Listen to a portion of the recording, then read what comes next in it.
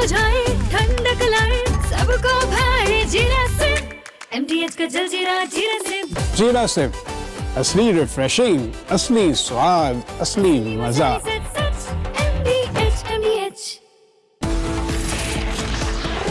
Ladies and gentlemen, the big story, the biggest story, ladies and gentlemen, is that the war is near our coast.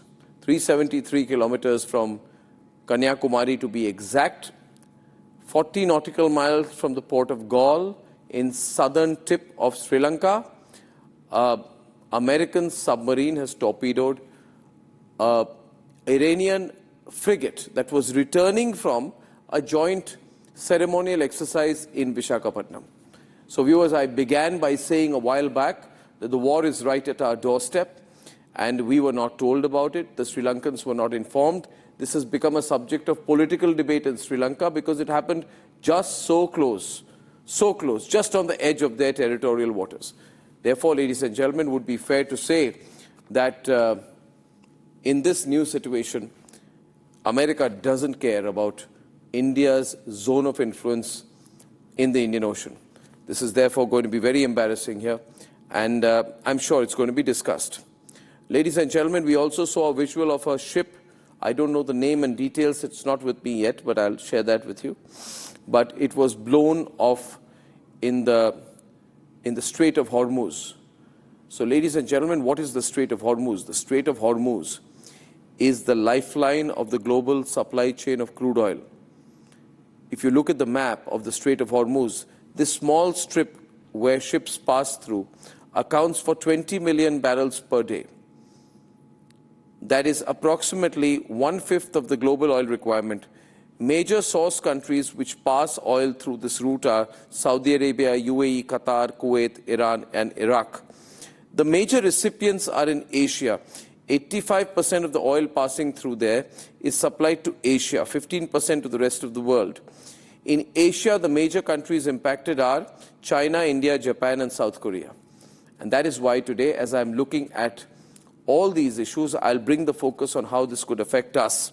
Now, talking about the LNG supply that passes through the Strait of Hormuz daily, it's around 10 billion cubic feet. That's a lot of LNG. That's 20% of the gas supply. It comes from Qatar and UAE.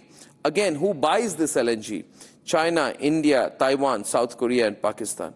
So all the CNG, LNG that comes to India, the cooking gas, all that, ladies and gentlemen, very many places, the source is also through the Straits of Hormuz. Will there be an impact on India? There will be. A big impact on India's energy supplies, which takes me to the third map today. Since the choking of the Strait of Hormuz, 50% of its crude oil being imported per day, ladies and gentlemen. The Strait of Hormuz, if this gets choked, it becomes a major vulnerability for India because in terms of LNG supply, this is 80% of the LNG that comes through to India comes through this route. So our energy requirements will be majorly affected. Of course, the government says we have enough for quite some time, 25, 30 days I think they're talking about. But what if this goes on for longer? What if gas supply for households, industries, petrol, diesel and gas, will there be price revisions? Will things change? Now, on the other hand, we have oil reserves. Our strategic oil reserves are 5.33 million, and the big oil companies have reserves that can last up to 65 days. What this means is even if the Strait of Hormuz is choked for 2 months, we're all right. It goes beyond 2 months, we'll be in big trouble. One point is the alternative, which goes back to Russian oil. So we have to keep our strategic autonomy. Trump may not like it, but Trump starts this war. If the Strait of Hormuz gets impacted, we can use the Russian route for Russian oil imports. Look at that, ladies and gentlemen. An alternative to the Strait of Hormuz that presents itself to India is Russia. Oil imports from Russia to India across Primorsk, reaching up to the Mundra port in Gujarat. But again, we will have to find a way to make sure that the oil reaches us. Russia could be a backup. Recently, the price of crude oil has rocketed with pricing at US $725, the last graphics please, per barrel as seen on February 27th. And then it went up to 77.6 per barrel on March 2nd. So it's slowly climbing. If the spike in the dollars with crude oil reaching $81 per barrel, and then there was a slight dip on March 4th, it went to $80.6 per barrel. Now, if that becomes 90, 100, it's going to impact our economy. So in this new world order, you need to read and watch a lot about what is happening on the ground. Because directly, indirectly, whether you're a household or running an industry, if this goes on for long, this could impact you. Let's debate.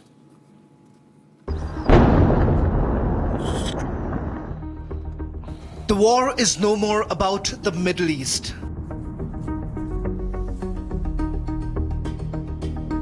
Direct impact on global oil economy is visible. Strait of Hormuz stands blocked. Iran has declared it a war zone.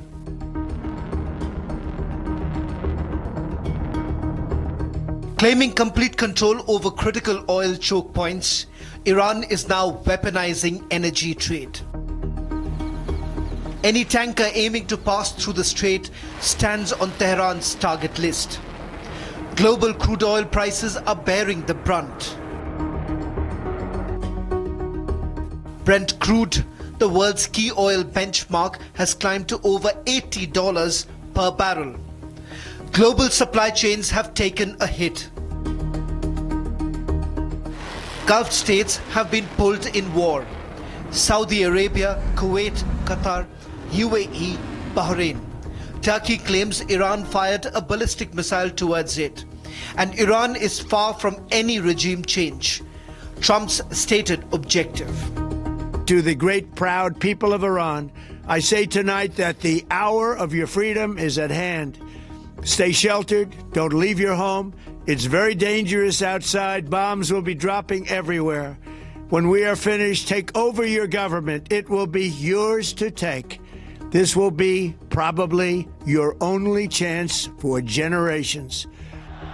Despite major blow to the leadership, the new likely supreme leader of Iran, late Ayatollah's son, Mojtaba Khamenei, is likely to take over. US now seems to be shifting goalpost. Defense Secretary Pete Hegseth says current conflict is not a regime change war. Turns out the regime who chanted death to America and death to Israel was gifted death from America and death from Israel. This is not a so-called regime change war, but the regime sure did change, and the world is better off for it. America's past record of carrying out regime change operations speaks for itself. From Panama in 1989 to Afghanistan in 2001 to Iraq in 2003 to Libya in 2011, America has considerable experience of trying to prop and remove regimes at will. But the success rate remains low and human cost high.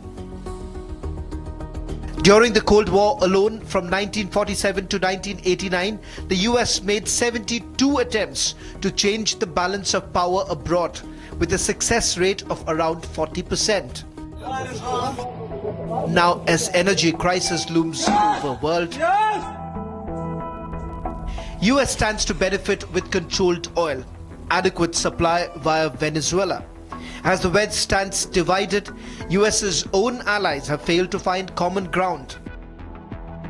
Spain, a NATO member, has evicted US military aircraft from its bases.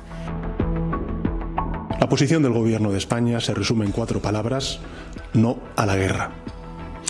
El mundo, Europa y España ya han estado aquí antes. Hace 23 años, otra administración estadounidense nos arrastró a una guerra en Oriente Medio.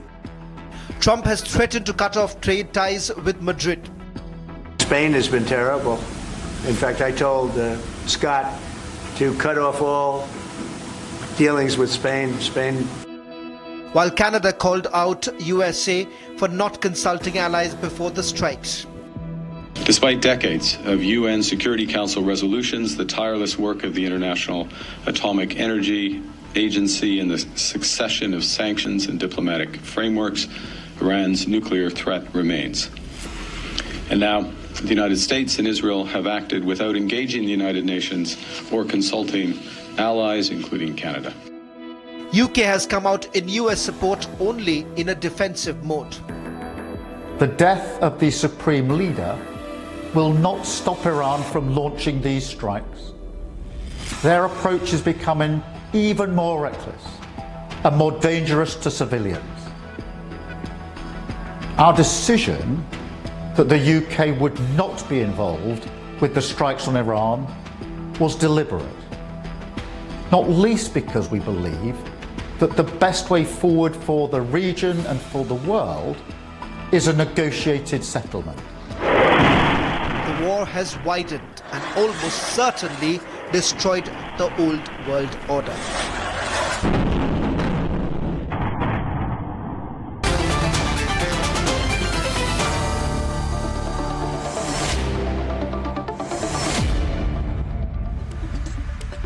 For our debate, I want to show you some visuals. They were supposed to be full-frame visuals. Thank you.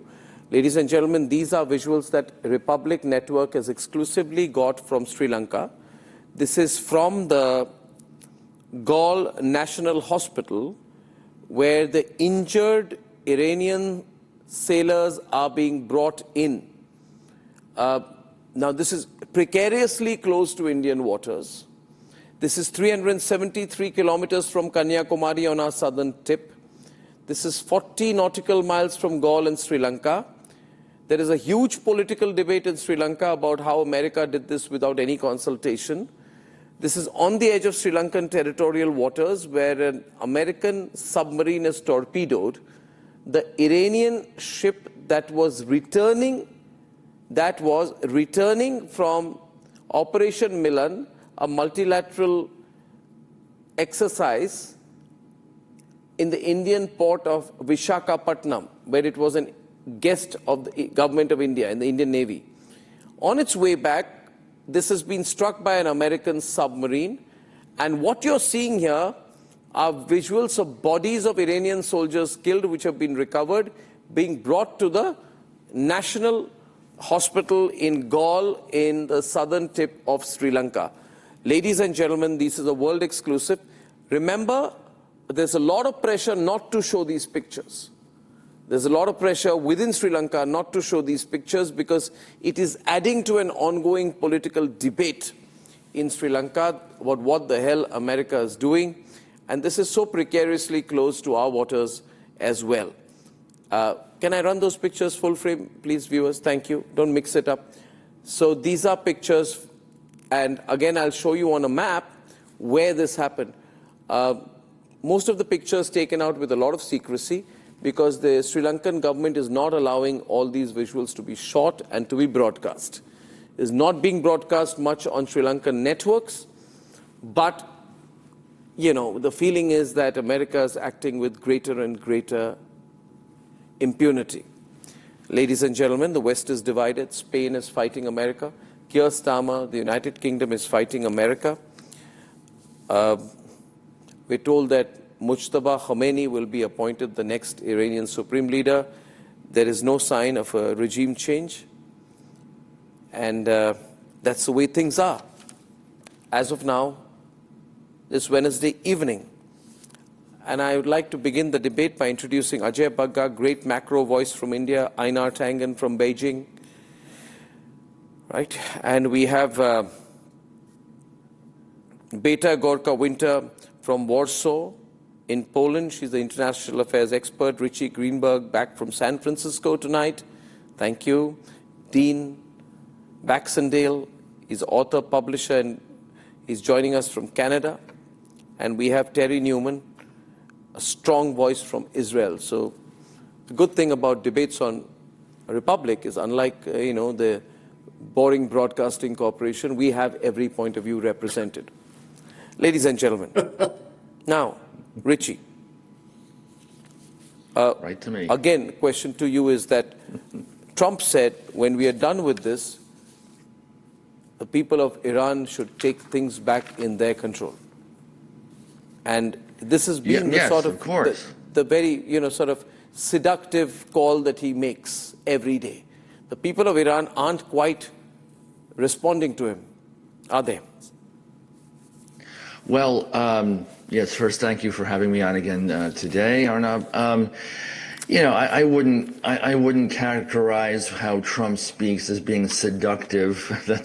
That's kind of a strange word to use to describe him. But as we know, all across the world, and especially over here in California, which is the largest number of diaspora Iranians since 1979 have moved here, and they are ecstatic here in Los Angeles, in other cities in the Bay Area around San Francisco.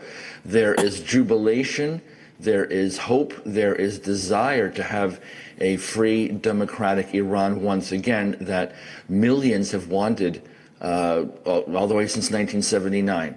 So what we see here, besides the fact that there is the conflict and skirmish and attacks and counterattacks, is the desire by Trump and others to have a way, a viable, meaningful way for those in Iran to rise up and take over in a democratic way. Now, of course, we know that is clearly not easy. It's not going to be done and has not been done in 48 hours. But also we know that there's an internet blackout, and so it's very limited information that's coming out of Iran at this point. Richie, I think you're always looking at the sunny side for America, and that's great. It's very nice. But let me tell you, you ask any of those Iranians, if they continue to be Iranians, because I think most of them are American citizens, if you ask any of them to go back to Iran, which you call Iran, which Trump calls it Iran. Iran. He says Iran. You see, the thing is, he can't even pronounce the name properly. But my point is, how many of those Iranians will leave Los Angeles, San Diego, San Jose, San Francisco, Sacramento to go back to Iran? They won't. They'll carry the American flag, claim to be Iranians, and then go back to their day jobs. They are not going back to Iran. So they are not a good focus group for you. They're not the right focus group for you. But the more yes and no, and it all depends on who they are. Depends on their status. It depends on their desire, and of course, I mean, this is not going to be tomorrow. If there's the complete democratic change, not necessarily Pahlavi, but I understand. But my question here, am I right if I say, Dean, that the West is divided, more divided than one thought it would be, especially UK, Spain, and as this goes on for longer, even Canada? Who are you asking? Yes. My question to you are allies on different pages. Listen, I think naturally... If I may respond, of course Who's they are... responding here? Can I get Dean to respond and come right back to you after that? Yes, ma'am. Yeah, listen, we're 4 days into the strike. We're taking out a barbaric terrorist regime that has sown disinformation and ultimately terrorist activities around the world, backed by China, ultimately by Russia, supplying drones, etc. I think the only reason why we see nations like England and Spain is because there's a very left-leaning government in both places. I don't think the West is divided. Mark Carney was very clear in India initially on how he supports the American strike to take out Iranians' nuclear capabilities and ultimately their terrorist ambitions.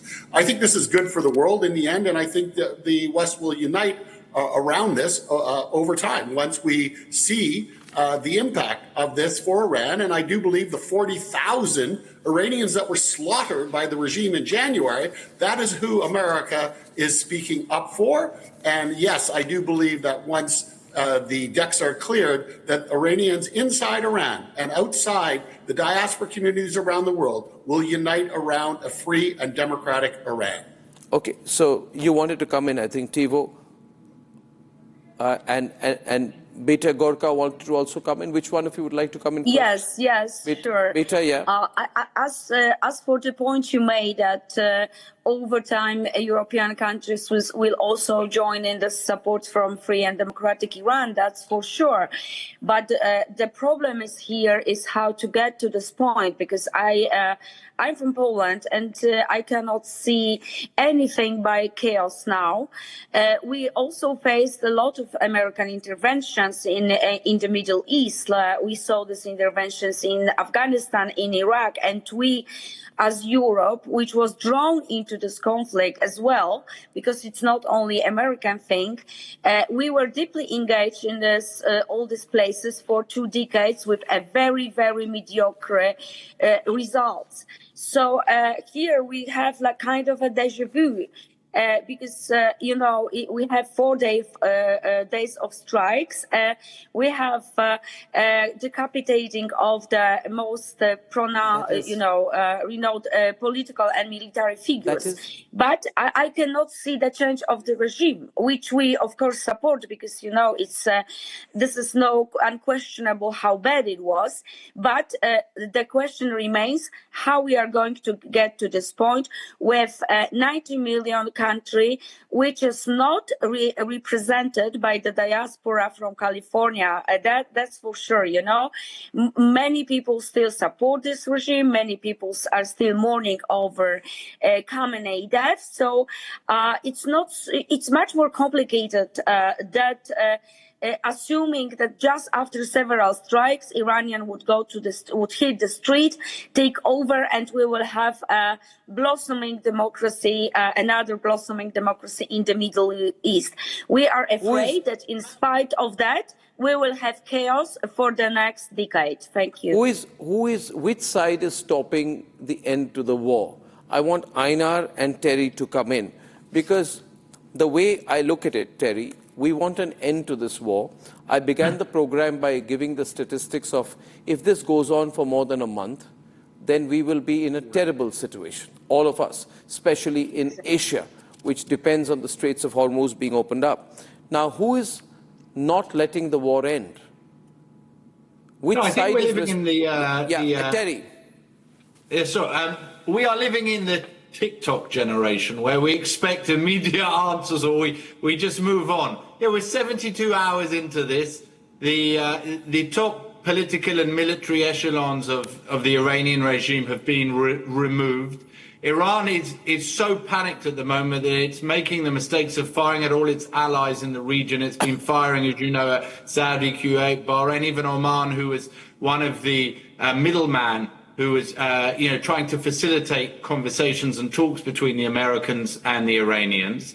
I expect this will be over fairly soon. I expect there to be chaos in the process, but it will take two, 3 weeks. What would fairly soon mean? Because if I were to look at this a little more cynically than you, on the timeline of the war, Terry, on the 28th of February, Donald J. Trump says it could last 2 days or maybe 3 days. On the 1st of March, he said it could go on for 4 weeks.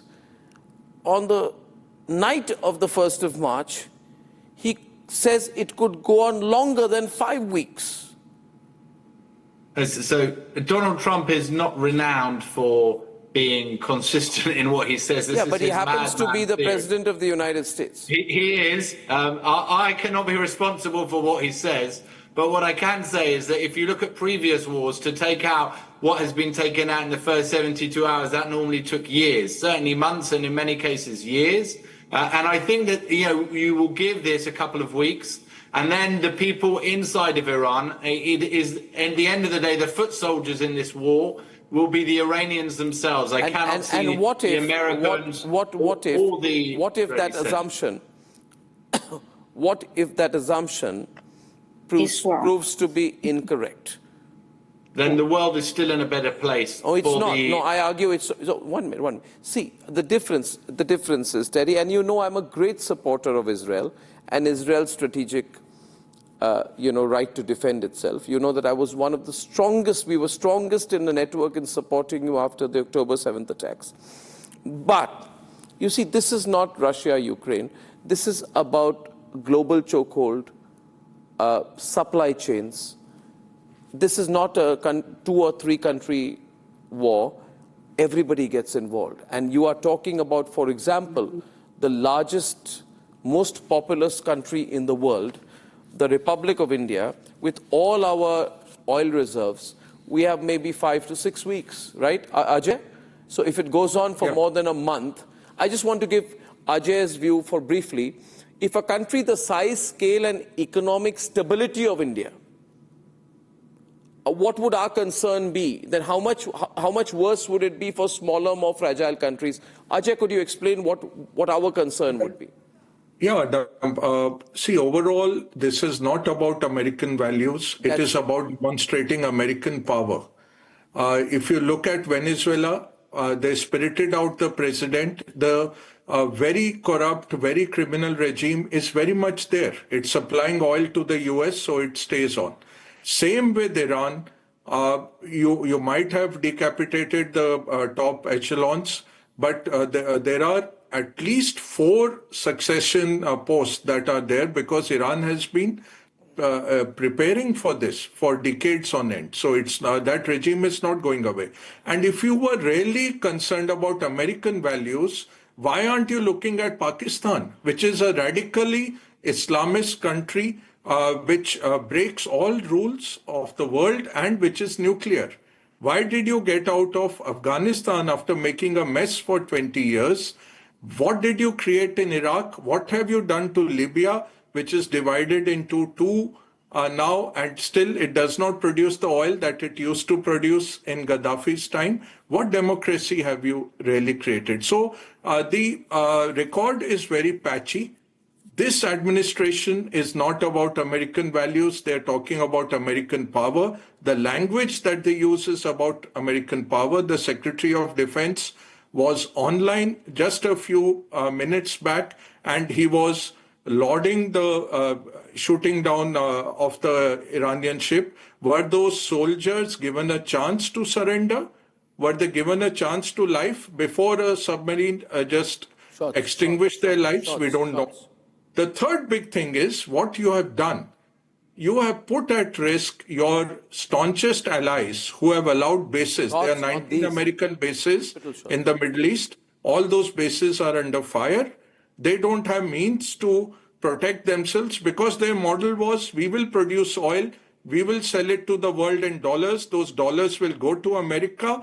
For that, you give us protection. And for that protection, come and take over bases. 60,000 Americans are sitting in the Middle East now. You have not given them a chance. They were very clear, we will not allow our territories to attack Iran because we will get attacked in turn. Now that they are being attacked, you don't have the interceptors in place, and you put the global economy at risk, Arnab. My only point is that, sorry to intervene, am I right if I say here, and before I come to you, Einar, I'd like to go across just for one view to Helsinki, where I'm joined by the Professor of World Politics at the University of Helsinki, the very respected Teivo Teivainen. I hope I've got the name right, ma'am. Professor Teivainen, how does Finland look at this? Is there some amount of skepticism there? What is the growing view of Finland? There's a lot of confusion here, like Ma'am, sorry, I have an audio problem. One sec. I'll just fix the audio with your line. I'm getting a clear video, but the audio is not clear. So can you hear me? No, I'll have to fix the audio there. In the meantime, I go to Einar on this. Please fix the audio with Ms. Teivainen. Einar, how is China so placid in this? You know, this China and India, Asia is the most affected if the chokehold continues. pressure will have to be increased to end this. That they, it's inability. Louder, please, Pradeep. I'm sorry, China's. I can't hear. To, 1 minute. Just 1 minute. Pradeep, can I have the audio up? Me? Thank you. Yes, please. Okay. Now I can. China's ability to wage a war overseas is basically none. They have participated in peacekeeping missions, but they are set up for defense, not offense. You don't see them running around the world creating wars or anything like that.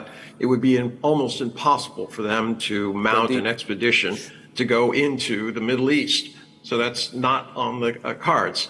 Now, if I may make a comment, some factual things. 1973, OPEC is formed. They take 7% of the world's oil off the market. It results in the price of oil going up 4 times, 400%. You then go to 79, the original Iranian Revolution. You had less than 5% of the world's oil taken offline. That resulted in a doubling of the price of oil. Then you go to the Russian-Ukraine situation, and you also have a doubling of the price of oil. The fact is, oil is not an elastic material resource. It is something that if you have to run your trucks or your planes, etc., you need it.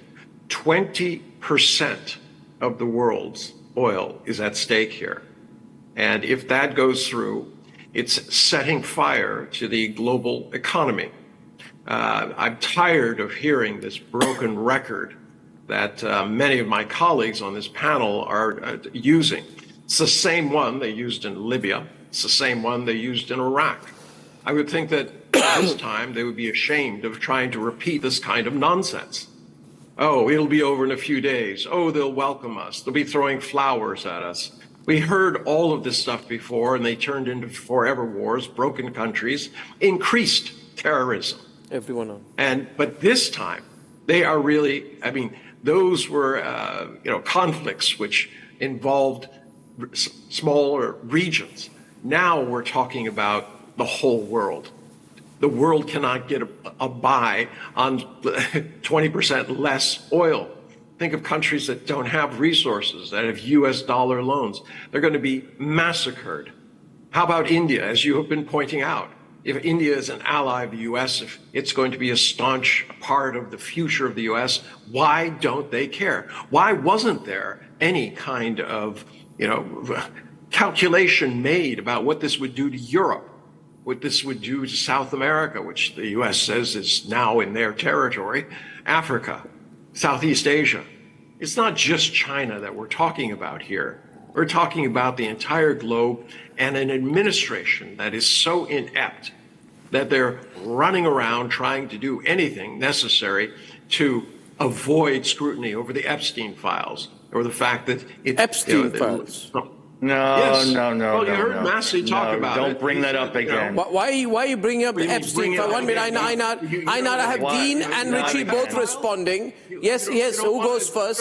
Richie. How about the 50 pages that have disappeared and accusing Donald Trump? Absolutely ridiculous. 1 minute, Richie responding to you, Richie.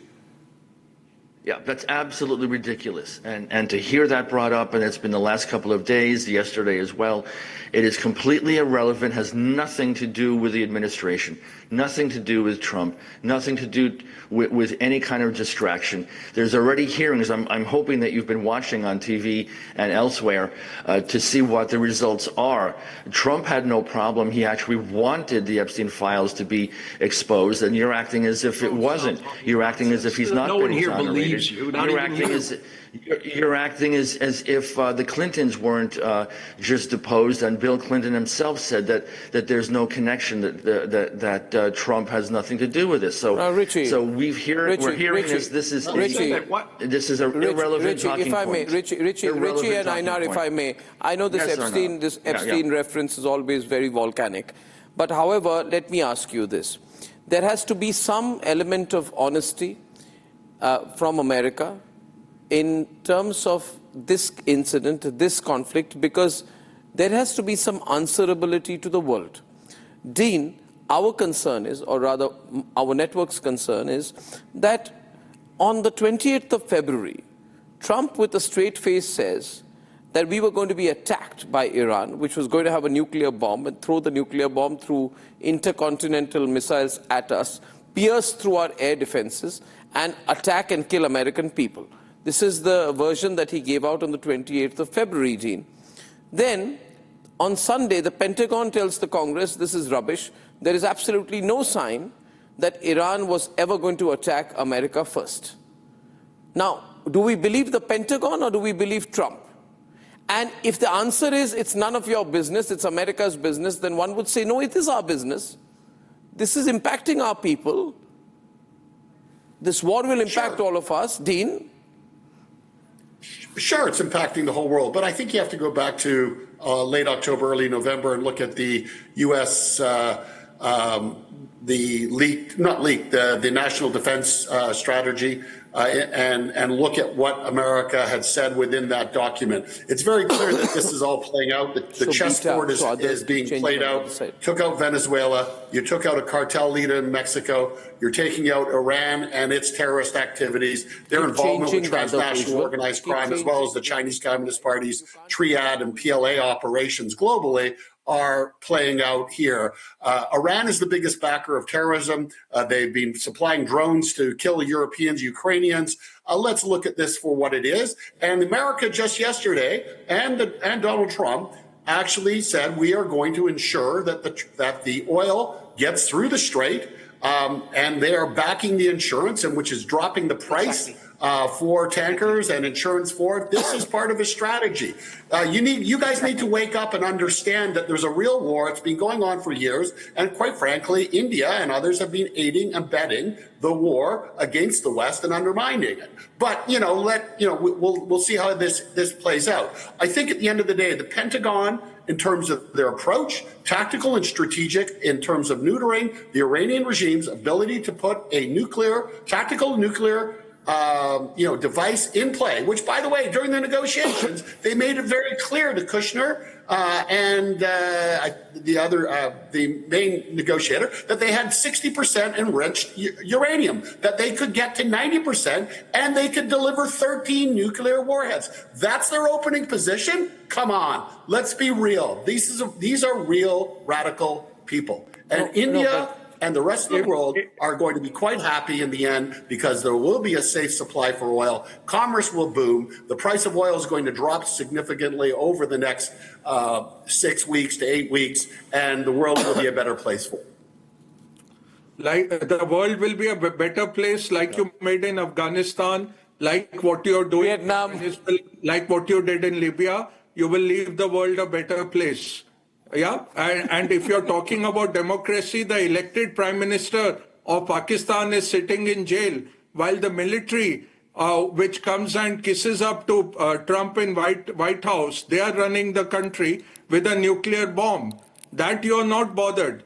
You said that last year you took out the nuclear abilities of Iran. So what did you do last year? If again this year you have to come back. So you were lying last year, or you're lying right now. What are you doing about Afghanistan? 20 years you sat here, wasted billions of dollars, and you have left it to radical Islamists to rule over that population. Your hearts are bleeding for the Iranian people. Why don't they bleed for the Afghanis, for the Pakistanis, where a military rule is there and an elected prime minister is in jail, and those military people are running around with nuclear weapons? If you're bothered about nuclear weapons in this region, why aren't you stopping Pakistan? You're kissing up to them because they went and paid off your politicians. Well, first of all, I'm Canadian, so I don't know what, and I'm not sure exactly the relevance to this debate or this subject right now, because we're talking about the Middle East, we're talking about the Hormuz Strait, we're talking about bringing oil to market, we're talking about decapitating Ayatollah and a radical regime. You said Indians are padding up and benefiting from this Iranian regime. I was reacting to that, and I'm reacting again to the American power which is being displayed. It's not about American values. If it was about American values, you would be getting democracy in Pakistan, democracy in Afghanistan. Libya would be in a better place. Syria would not be ruled by an ex-ISIS. See, the fact is that let's Can I come in, please? Let's be Burzin, just coming to you. As of now tonight, see, we did not expect this. Burzin and Terry. Today is Wednesday, right? The 5th day, right? And we are reminded of what Marco Rubio said, that Iran has a manufacturing ability to produce all of these offensive weapons very fast and very cheap. And they said 100 missiles can be made in a month, not to mention the thousands of one-way attack drones that they also have. So they've been under sanctions for a long time, and they have this ability. Now we have to understand from you, Burzin, what happens to the regime change, which was widely anticipated by many Iran observers, including you. And there was sense you had that there would be a turnaround among the people. Now, there are a lot of people on the ground, Chinese networks, others are on the ground, Indian networks. That is not the sense one is getting on the ground. So what's happening within the Iranian establishment while this war goes on, Burzin? I'll tell you what's happening, Arnab. Iran's largest vessel, IRINS Makran, is ablaze, and practically most of the naval fleet is destroyed from Bandar Abbas and Shahid Rajai port. That is part of the brilliant campaign, and as you said, we're only in the 5th day. Not to mention the Sri Lankan frigate, Iranian frigate off Colombo. So yes, things are going. You need to hold your horses. This is only the 5th day. Point number 1. Point number 2, may I, coming from Iranian studies, point out to all, for the umpteenth time, I'm sick to the back of my teeth hearing about Iraq 2003, because Iran is a nation state. Iraq is a line in the sand since 1922, flimsy just like Syria from 1943. The analogies simply are strained and do not hold. Point number 3. GCC banks, and we're talking about economics and the Strait of Hormuz here. Fitch Rating has just released a report yesterday. GCC regimes and banks are perfectly fine with ample liquidity and strategic buffer and asset stocks if the war continues for a month. So there is no question of these regimes toppling or anything. And speaking of these governments, Iran has utterly and foolishly backfired by drawing them into this ring of fire, by attacking them, because if anything, they've gone and stiffened Trump's spine when Abu Dhabi and Riyadh have told him to continue and press on. That is not being put out in public, but I'm telling you, coming from Middle East studies. And yes, there's so much confusion over Secretary Rubio's comments about the nuke.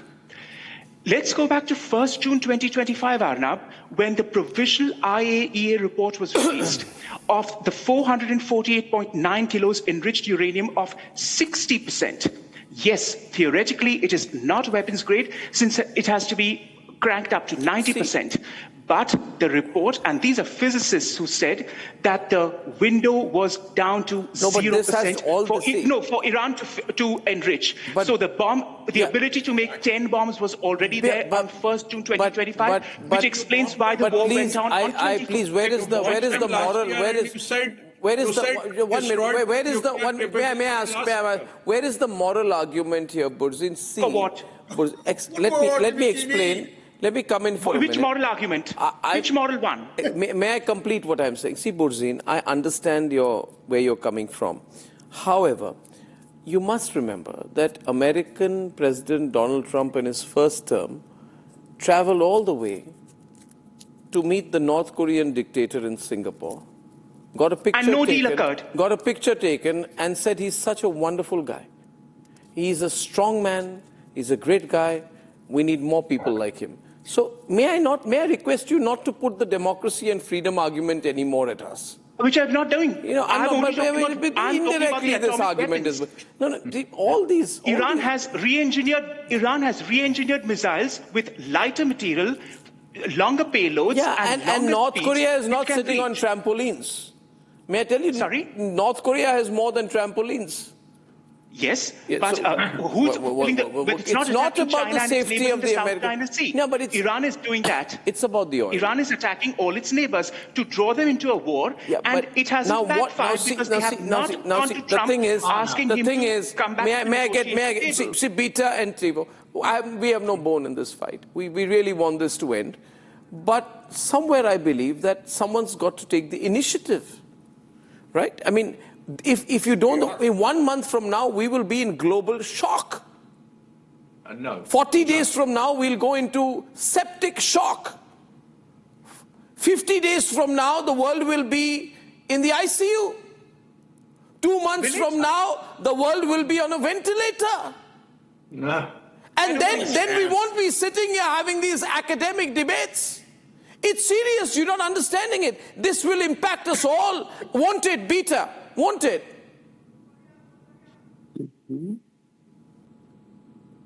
Yeah, excuse me, that was a question for me. Yeah, you can take that. Yes, well, we are very concerned about oil prices, about gas. We have some supplies stored, but prices are already went up. Yes, both gas and oil. So I do agree with you here that this is what we need to be concerned about, and it's not only about us. It's only about Gulf states. We are afraid, and we are really afraid that Iran, in retaliation, will also harm a lot of other infrastructure, because it's not only about gas and oil, but it's also about, tourism. People from Poland, Polish citizens, as well as other European citizens, are still stuck in the Gulf states. Both tourists and workers, we need to evacuate them, but you know how difficult it is to evacuate people under the bombs, yes? No, so I do, but now Professor Tivanen, can I get her in, because the audio was bad last time? Professor Tivanen, my question to you last was, what was the view of Finland? But may I broad base that? How do you see this ending? Do you see this ending? Should some external intervention, some clandestine diplomacy happen right now? Of course, we all hope, I guess, that diplomacy will find a way to end it. I don't think there will be a regime change without boots on the ground, and I don't see Donald Trump willing to risk electoral futures by putting boots on the ground. So one possibility is Iran will be very, very weakened, destroyed in many ways. But the question of whether it makes sense to think that the likely outcome is change, I don't see that as the most likely thing. Another thing is what this means for the future of global governance, in the sense when legality has been destroyed, in the sense where there's not even an attempt to justify this attack in similarly legal ways as happened, let's say, 2003 and other times when the US and many other countries and Russia have violated international law in many, many occasions. But I think one likely endgame is that simply it will wear out. The US will decide that, okay, we've weakened Iran enough, even if we can't get regime change. It's time to pack our things, hope that no more American soldiers are dying, and might be able to claim victory. So that's one very possible. But will that be the victory that America seeks, Terry, or Israel seeks? If Iran is hammered, it becomes weaker, but there's no regime change, there's a new supreme commander. But if they have to choose that they put boots on the ground, Israel cannot put boots on the ground very easily. And the United States is probably not willing. If you don't have to put boots on the ground for change in Iran. That's the thing. You don't need boots on the ground for change in Iran. People don't understand Iran. That's the problem. And that's where I'm coming from in Iranian studies. This is a resilient society. And for example, people mentioning about Libya again, if you follow Persian networks and actually read Persian, you would see the celebratory noises around Tehran as Khamenei's death was announced. So please get those basic facts right. That is number one. Number two, you don't need boots on the ground. And talking about international law to my Finnish colleague, forget boots on the ground, Professor. Prime Minister Cameron lost the 2013 vote for a mere chemical factory strike against Assad's monstrous machine that was decimating Syrians. Again, because of the so-called trauma that liberals in the West suffer for Iraq. We could not forget Boots. We could not have the vote, the sheer gumption to bomb a chemical factory. And then by 2016, we came to realize it, and how many more Syrians could have been alive today if we had taken it out. If I were to fast forward this, and if we were saying all these things on the 5th of... Counterfactuals are not counterintuitive. No. If I would say this on the 5th of April, Terry. Of which year? Yeah, so on the 5th of April. Let's go to the 5th of April. India is a true ally and a true friend of Israel and a true ally and friend of the West. Your colleagues have asked about Pakistan and North Korea. The reason why Western countries have to put up with them and what they do is because they are nuclear countries. Right? If they were not nuclear countries, I can tell you the West would operate very differently with North Korea and very differently with Pakistan. And the reason why this is happening now is to prevent Iran from going nuclear. And all of this nonsense about, 1970s oil crisis and it happening again, all of OPEC was together in this against the world. This is not the case. Teddy, my question would be... Teddy, right, OPEC is not with Iran. Teddy, I just say this. Suppose, Teddy, you and I are sitting down and all of us come together on the 5th of April and the situation is exactly the same. America continues to hammer Iran. Iran continues to hit back here and there. It's weaker. And its results will deplete at a point. No, they're only down to 5,000 now. Arnab, you are a wise man. We are 4 or 5 days into this, and you are already seeing the ruptures that are happening. So I'm happy to join you for a scotch wherever you want on the 5th of April, and we can go through this together. But you will see that the world will change considerably over the next 3-4 weeks. There are 18 million boots on the ground in Iran that want to change us. Of a population of 90-odd million in the last election, I think it was 11 or 12% voted. Nearly 90% stayed at home in disgust. I love the talk points, boys. Take them back to Washington. The besieged are shooting into apartments where they are hearing people singing. You must see this stuff. Exactly. Can you? Yes, I love the talk points. It's wonderful. The difference, what Iran is doing, quite simply, is what Arnab is talking about. The only weapon they have, they can't respond toe-to-toe with the United States. They're going to use the economic weapon, and that means closing the Straits of Hormuz.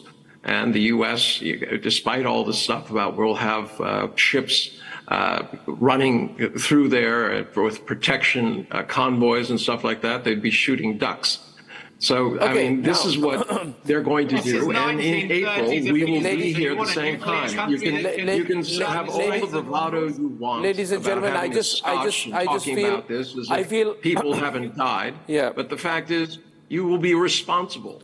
Ladies and gentlemen, this I wish to share with you. I don't know about boots on the ground, but our network, the Republic Media Network, has boots on the ground in every nation impacted by this. I'm also proud to say we're the only network which brings together voices from all over, the United States, the United Kingdom, from India, from China, today from Canada, from Israel, of course, and from Iran and Turkey as well. And ladies and gentlemen, let's hope we don't have to wait a month to bring this panel back. Only for tonight. Thank you for watching. Good night and goodbye. प्यास बुझाए ठंडक लाए सबको भाए जीरा से MTH का जलजीरा जीरा से जीरा से असली रिफ्रेशिंग, असली स्वाद, असली मजा।